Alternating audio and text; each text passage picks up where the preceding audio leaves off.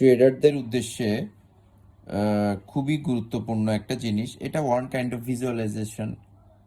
So listen to me very carefully.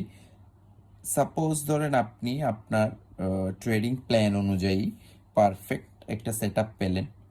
Perfect set আপের মধ্যে আপনি পারফেক্টলি এন্ট্রি করলেন, all everything okay, money management perfect, আপনি properly meditation করলেন, আপনি প্রপারলি এক্সারসাইজ করলেন, আপনি আপনার ফুড মেনটেন করলেন, অল এভরিথিং সব কিছু ঠিকঠাকভাবে করলেন, ট্রেডটাও করলেন। বাট ট্রেডটা কোনো কারণে লস হলো।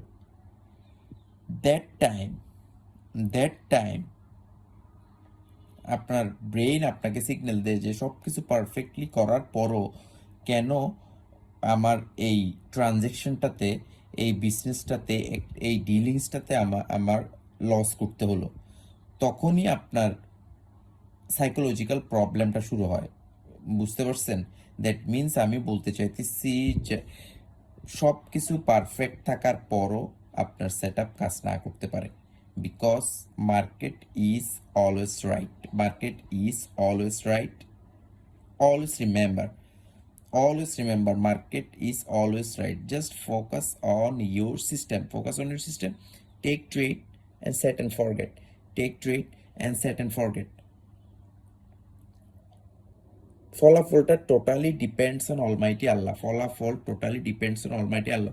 এটা আমাদের রিয়েল লাইফেও trading just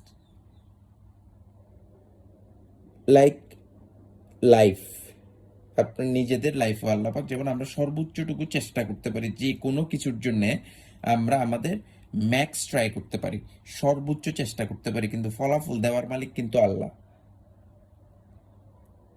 clear? So that's just like that trading এর মধ্যেও আমরা আমাদের সর্বোচ্চ এফোর্ট দিয়ে আমরা ট্রেডিং প্ল্যান ফলো করে উইথ মানি ম্যানেজমেন্ট আমরা ট্রেড এক্সিকিউশন করতে পারি।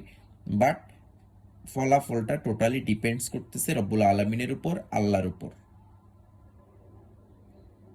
তাইলে আপনার মাইন্ডসেটটা সলিড থাকবে। এই কথাটাগুলো একটু বোঝার চেষ্টা করুন এবং এটা নিয়ে চিন্তামগ্ন থাকেন, এটা নিয়ে একটু চিন্তা করুন। চিন্তা করলে, আমি যা বলছি এটা নিয়ে চিন্তা করলে আপনার নিজের মধ্য থেকেও আরো বেটার কিছু বের হয়ে আসবে।